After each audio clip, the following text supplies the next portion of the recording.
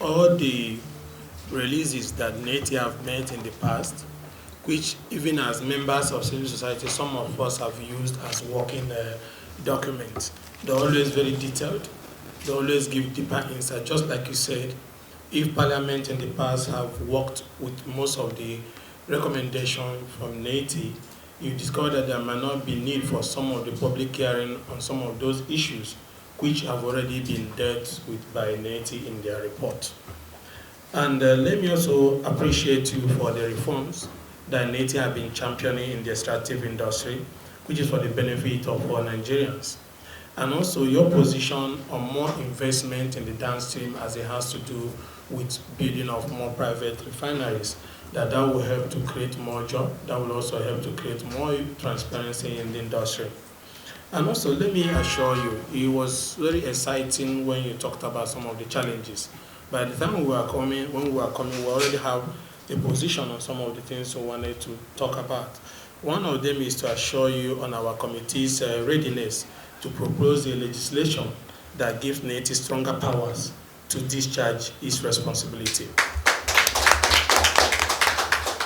And that is in the form of an amendment to the NEITI Act to saddle NEITI with powers to take disciplinary actions against offenders, also empowering NEITI to investigate offenses and recommend the prosecution of offenders by relevant investigative and prosecutory agencies of the government.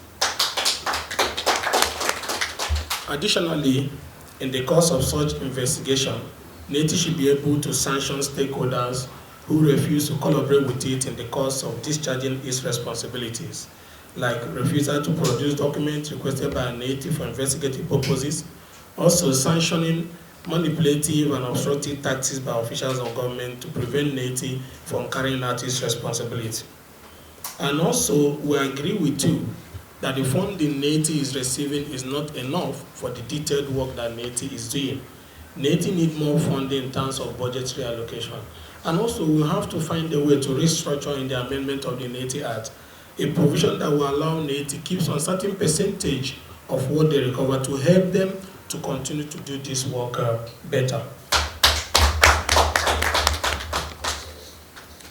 Let me also propose to you one of the things our committee is going to be championing in the days ahead, which is for the privatization of some of our nation's refinery. You will agree with me that for decades we have been on this refinery issue, and we have spent money that if they use it to build new refinery, there will be like 2 or 3, and then we'll keep, maintaining them over time. That it is better that these refineries are privatized to make it more efficient, and so the Nigerian people can get the benefits required in refining our product domestically. Also, I want to appreciate NEITI for the leadership role they played in the formative stage of the PIB down to the PIA. The advocacy, the effort you put in, the technical support. I remember then even working with the Senate President, we saw the effort that NEITI did. If not because of the commitment and the never give us spirit of NEITI, we will not have the PIA that we have today.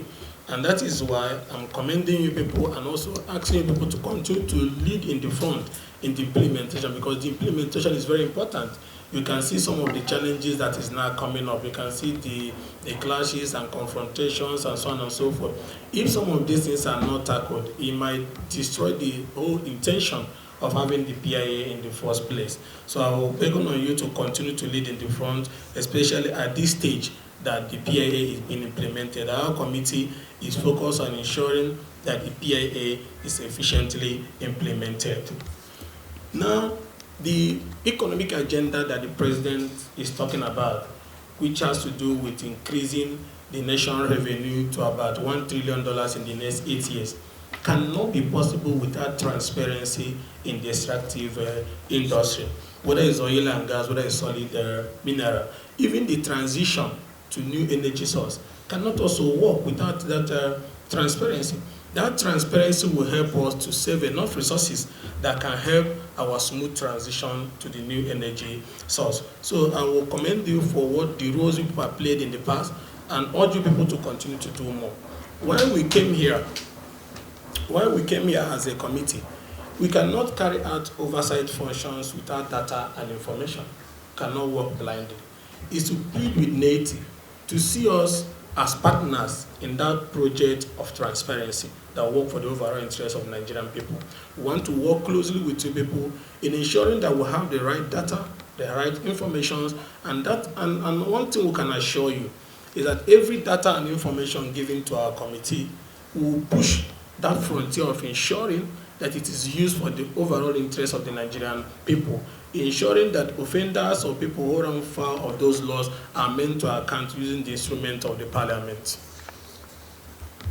And let me also inform you, I was so happy hearing that the NEITI have established relationship with some of the investigative agencies. In the course of our interaction, we have lined up programs to meet with both the EFCC, the DSS, the ICPC, all aimed at seeing that numerous recommendations of the Parliament and recommendations of NEITI, which have established infractions in different segments of the extractive industry, is implemented, and if possible, to set up a department in these agencies that can focus on looking into parliamentary resolution, recommendations of NEITI that has to do with the extractive industry to ensure that there's efficient and timely prosecution on those issues.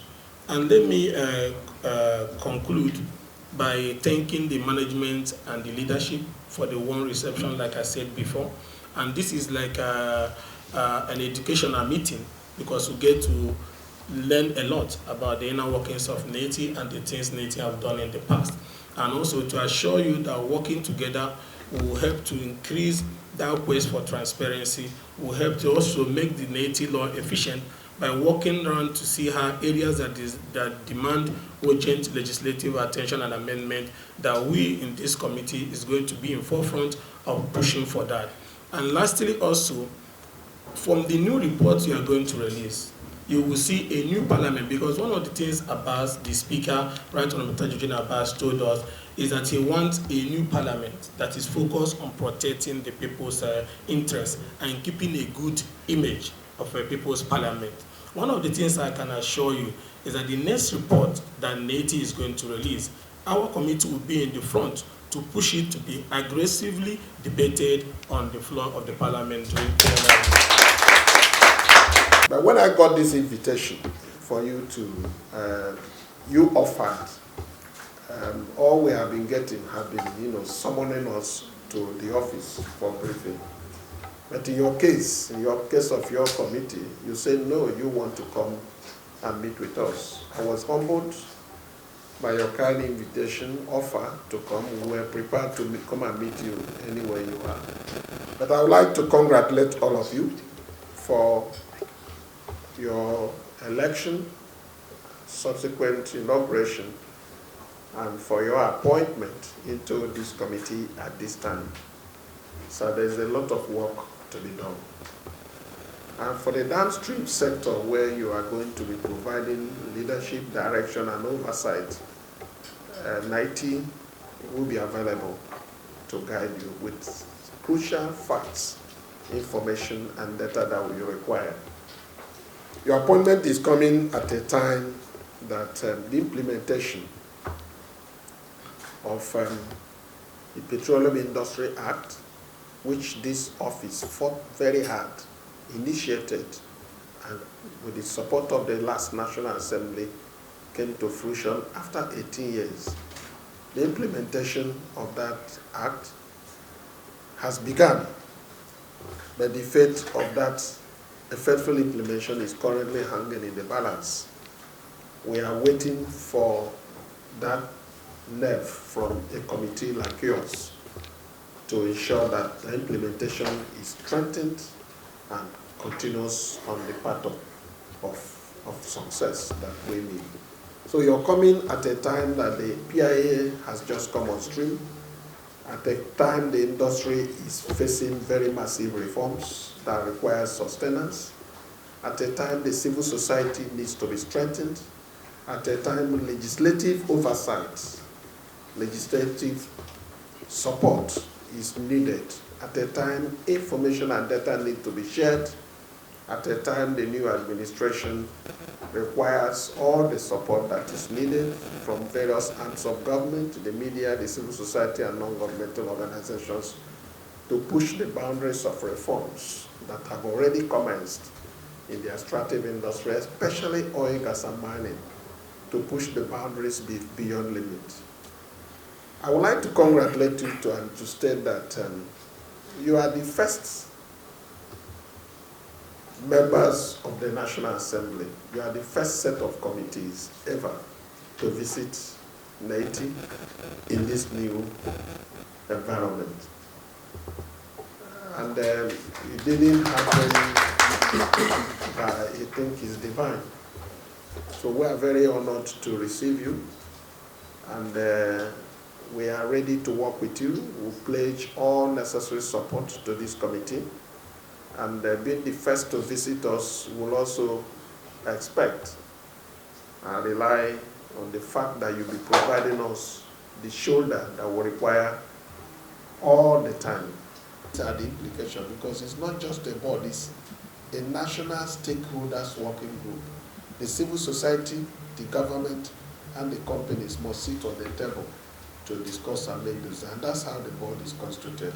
The government is looking at it. We are very grateful to the head chef. He's making a very strong case for this to happen, and the deadline we have been given, we do hope before that time this issue would have been addressed, either to exempt us or to quickly constitute a new board. And then I also need to talk on our MOU with the agencies. The law we have does not give us power to arrest, to prosecute, or to even the sanctions that were given then as at 2007 were okay. But right now, companies might decide to flout and just pay us, if you say 5 million naira, it's nothing to them as at now. So we are pushing for amendment of the act. And before then, we have to run to agencies that have power of investigation and enforcement. And that's how we went to the EFCC, we went to ICPC, and the NFIU, and we're grateful for the support they have given us. So issues of clear malfeasance, impunity, and corruption in our report are shared immediately with these agencies, and they immediately move into investigate. Some of the investigations that you see that they carry might be as a result of exchange of information and data from agencies like NEITI.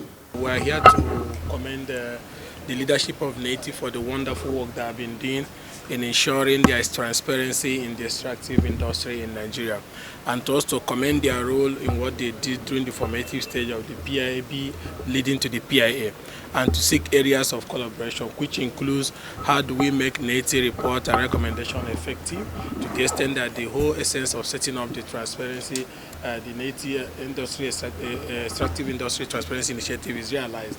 Part of it is also to debate recommendations of NEITI on the floor of the parliament, so that we can have parliamentary resolutions that can give effect to those recommendations. And more importantly, to seek how do we now empower NEITI using the instrument of the parliament to see how we can rejig some of the provisions of the act to give them more legal framework and strength, not only for them to be able to back, but also to bite in ensuring that there's punishment that can be meted out to offenders.